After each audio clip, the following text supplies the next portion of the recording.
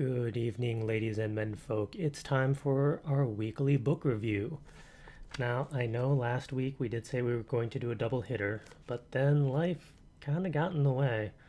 So, we were going to do Copper Ravens as well as Copper Girl last week by Jennifer Allis Provost. So, today we're just going to be doing Copper Ravens to kind of balance things out.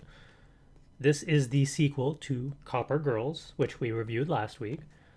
And this continues the series of Sarah and her trying to deal with the two different realms that she is now faced with, the Fey realm and the regular realm. More so about the Fey realm this time round. We get to see a lot more of the politics on that side, which was muchly appreciated because the first book really set things up. There were a lot of weird threads that I wanted to see played with more. This book delivered. Now, there's more to the series, so I mean, this isn't the end, but this really helps move things along, as it were. Let's do the back cover and then the inside blurb so you can get an idea of where the story is now and the style for this one. If you have not read the first book, I would recommend doing that first. There aren't terrible spoilers or anything, but there's still spoilers because, I mean, this is book 2, so it's going to talk about book 2. So, with that being said, let's get rolling. Sarah should be happy. She has what every girl wants: a man who loves her, a beautiful home, and wealth beyond imagining. She rescued her brother from the Peacekeepers, destroyed the Iron Queen, and doesn't have to go to her boring job anymore. And yet, Sarah still doesn't know if her father is alive or dead. Her mother hides in the garden, brooding about her missing husband. Her sister, the inheritor of metal, is scared of her own shadow, and her brother spends his days fighting and gambling. To add to Sarah's misery, the new queen, Gold, of course, is more than a bit crazy. She misses her life in the mundane world, and, worst of all, Micah wants to have children. A lot of them. As Sarah wavers between happiness and homesickness, a conspiracy emerges against the Raven clan, implicating them in a plot to dethrone the Gold Queen. How can Sarah prove her family's innocence and become the consort Micah needs her to be without losing herself in the process?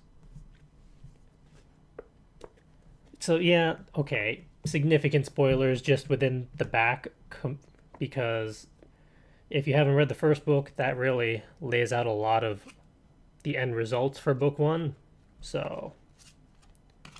But I did warn you, so, meh.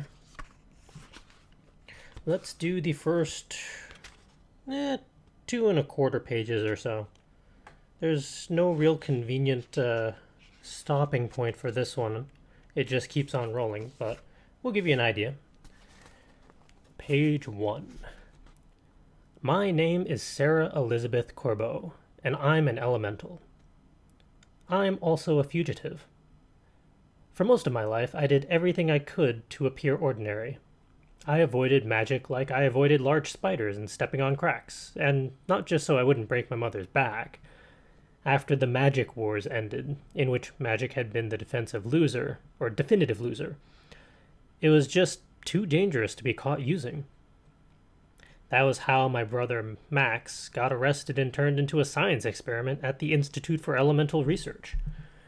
That, coupled with the fact that my father had gone missing during the wars, meant that I went through life claiming a total and complete ignorance of magic. Then Micah appeared in my life. Technically, he first appeared in my car, even though I was dreaming at the time, and everything changed. And I mean everything. Micah is a metal elemental like me, although he's of silver, whereas I'm a copper girl.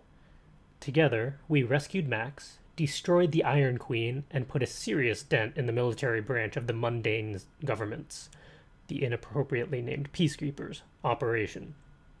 So, yeah, that would be how I became a fugitive, along with the rest of the Corbeaus. All of that happened about 3 months ago.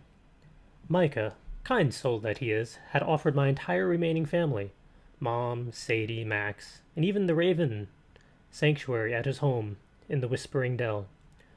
So far, no one had died, though a few of the Silverkin had come perilously close. Officially, we all understand that the Silverkin are manifestations of the massive vein of silver that runs below the Whispering Dell and only exist to serve Micah, the reigning Lord of Silver. I had called Micah a king once and had been rewarded with one of his rare frowns. While not truly sentient, the Silverkins are the most well-meaning of creatures. However, the creatures do come up short in the common sense department. A prime example of their lack of self-preservation skills was when they had insisted upon bringing Mom a few snacks and a cushion while she was meditating in the garden, despite her many refusals. Luckily, Micah was able to mend the dented kin, and after a stern lecture, the Silverkin agreed to only speak to Mom when spoken to. And Mom, amazingly, agreed not to damage any more of the servants. For now. Destruction of the help notwithstanding, Mom was having a fair easier time adjusting to our new life in the other world than Sadie or Max were. Now I could understand Sadie's issues, being that she had been ripped from her safe, boring life as a college student, studying to be a librarian of all things. Informed that she was the inheritor of metal and thrust headlong into the magical reality that was now our lives. Yep, I understood how that could be a bit disconcerting. Max, on the other hand, had no such excuses. He'd lived in the other world for more than 10 years now, and all of this strangeness should have been old hat to him.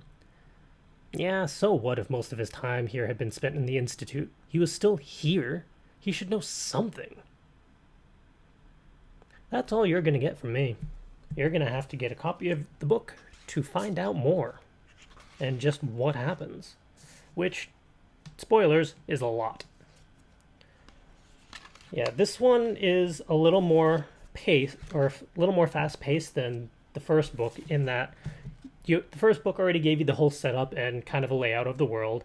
This really keeps that rolling, so we get to see more of the Fey realm and a few peaks here and there of the mundane realm.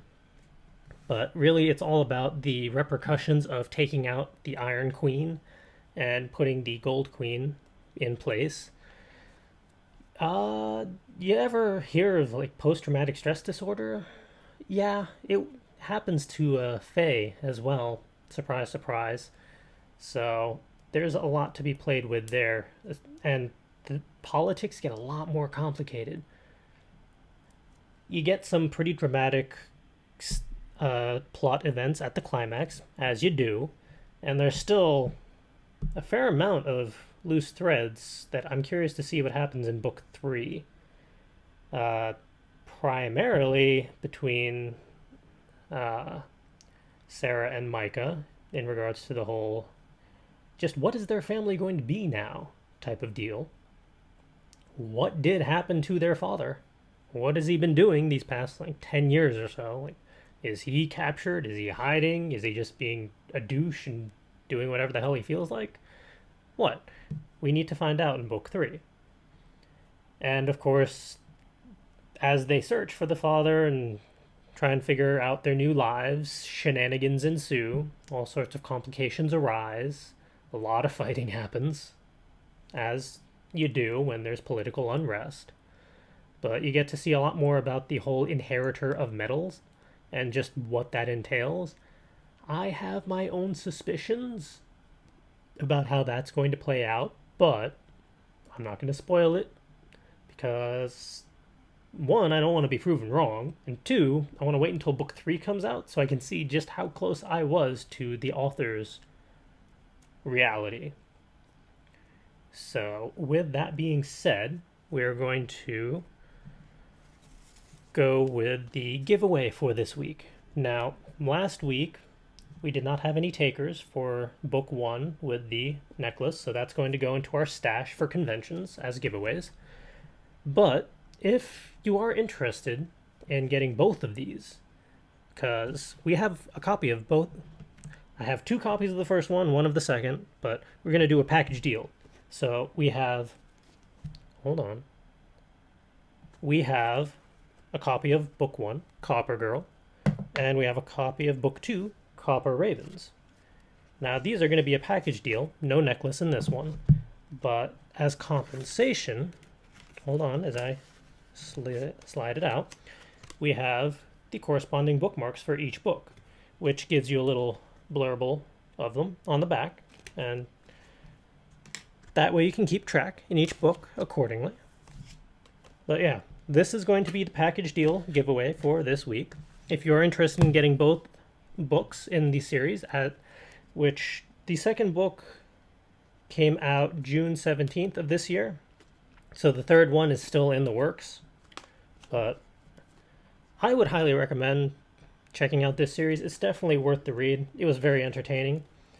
If you want these two copies right here, just type a comment, "I want to win," within the next week. So it is July 25th right now. So post a comment by August 1st. And based off of those comments, we will pick one at random using a random generator picker thing. And then we will ship it out to you. Ta-da! Magic! But yeah. That being said, I'm going to say goodbye for now until next week. Except that I want to talk about spoiler bits. So, if you don't want to be spoiled, you can check out now. I don't blame you. That's fine. Wait until after the little warning that'll pop up right after this. And then I'm going to talk spoilers. Because this is a fantastic series, and I want to talk about it. And if you've read it too, then hey, you can listen to me ramble on and then post a comment of your response to my response. Like, what did you think of my perspective on it all and all that? Of course, mark your comments as spoilers. Be nice. Don't surprise anyone. That would be rude. But yes, until next week, all, have a good week.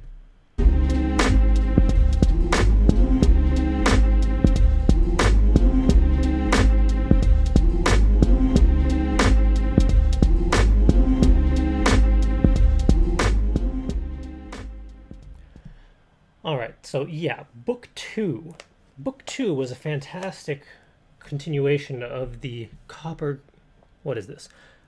Legacy series, as it's being called, because you get to see a lot more of the interaction between Sarah and Micah, and is she going to have a baby or not? And she does flip-flop a lot, it seems like, and the whole getting a potion that's effectively going to make her not get pregnant, kind of like a prophylactic, but in liquid form. I wonder... I hope that's not going to be a Chekhov's gun somewhere later down the line, more so than what it already has been. I want to see the characters happy. Although, it is the writer's job to make them miserable, so we'll see. But yeah, and Max's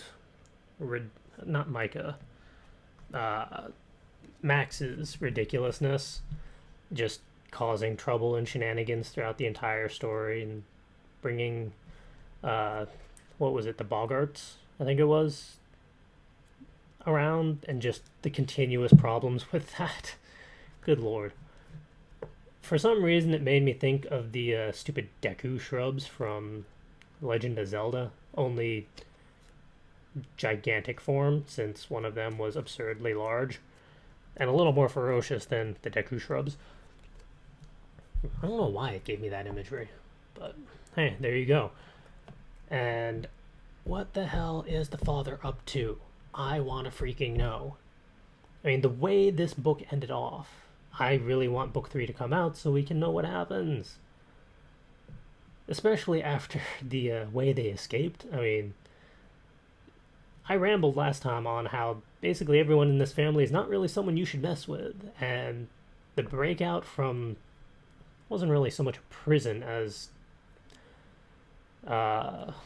what was it? What's the term I'm trying to think of? Well, place they broke out of, considering that they were behind bars and all that. that was pretty freaking impressive and pretty freaking badass. Yeah, you don't mess with the mother, you don't mess with Sarah, you don't mess with Micah, you don't mess with any of them. It's not good for your health. Just stay away from them. Get out of their way. And the way that the Stony, as he was called, kept on messing around and causing problems, like, I can kind of understand where that character was coming from, considering the way he was associated with the Iron Queen and all that they did to the Gold Queen.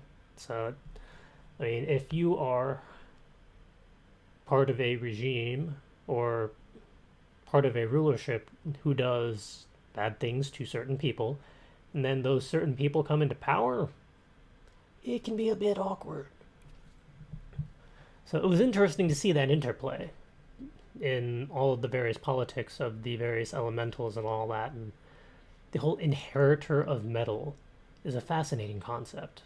To think that they are the one, although there's more than one, since there are many elementals and different types of elements and all that. But I want to see where that how does that play out?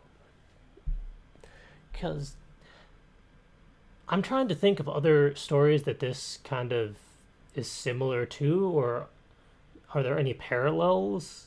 But nothing really comes to mind. This is relatively unique from what I can see. Like the author's spin on like the Fae and all that.